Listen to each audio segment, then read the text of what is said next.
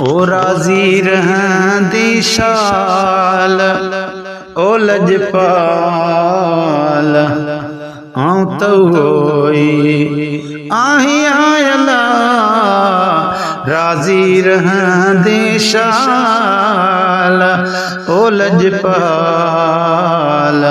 आऊं तो होई आही आमिया राजी रहंदी शाल है आहन है बहजार मो अलामिया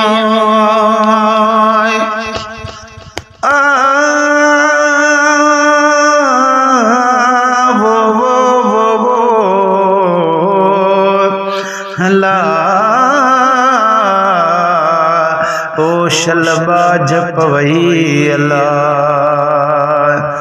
बिस्मिल्लाह इस्म अल्लाह दा ए भी घना भारा नाल शफात सरवर आलम छुटसी आलम सारा ओ हदों बेहद दुरूद नबी नू जेदा एडा पसारा मैं कुर्बान तना तू बाहू जिना मिलिया नबी सुहारा ओ आहने आए बहजार मो अलामिया भला करे के भाल ओ लजपाल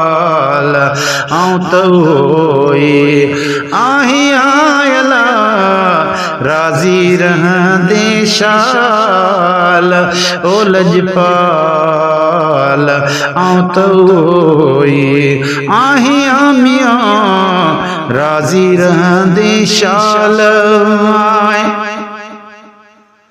ओ गिफलत मंज गुजारी में अलामिया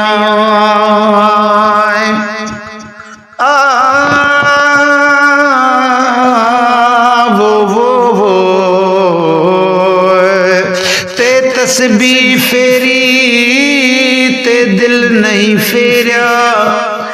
की लेना तस्बीह पढ़ के इल्म पढ़या ते अदब न सिखिया की लेना इल्म पढ़ के चिले कटे ते कुछ न खटिया की लेना चिलिया वड़ के जाग बिना दूध न जमे बाहू ओ बावे लाल हुवन कड़कड़े के हो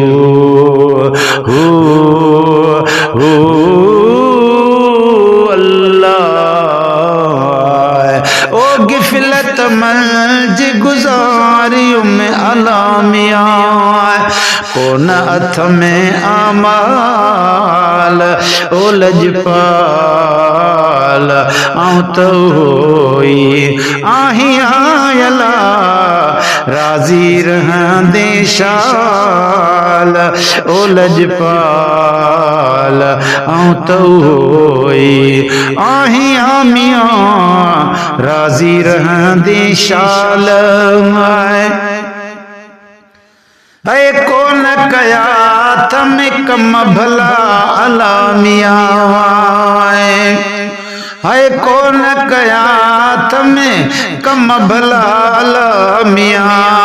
कलन पई का काल ओ लजपाल आऊं तो होई आही आमिया राजी रहंदे शाल ओ लजपाल आऊं तो होई आहिया राजी रहंदे शाल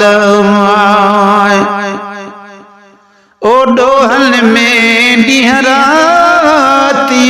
लामिया डोहल में डिहरातिया सजन थी वया साल ओ लजपाल आऊं तो होई आहिया मियां राजी रहंदे शाल ओ लजपाल आऊं तोई आहियां राजी रहंदे शाल ओ साईं वेही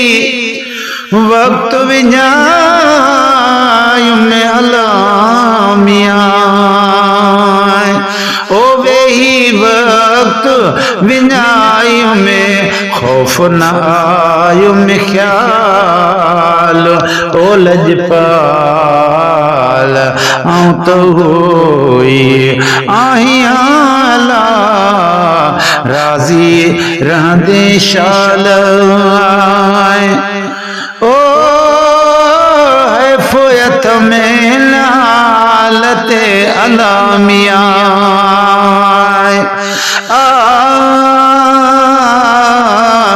हो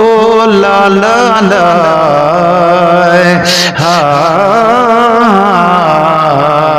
ओ शलबा जपवई अल्लाह ओ है फोयत में नालते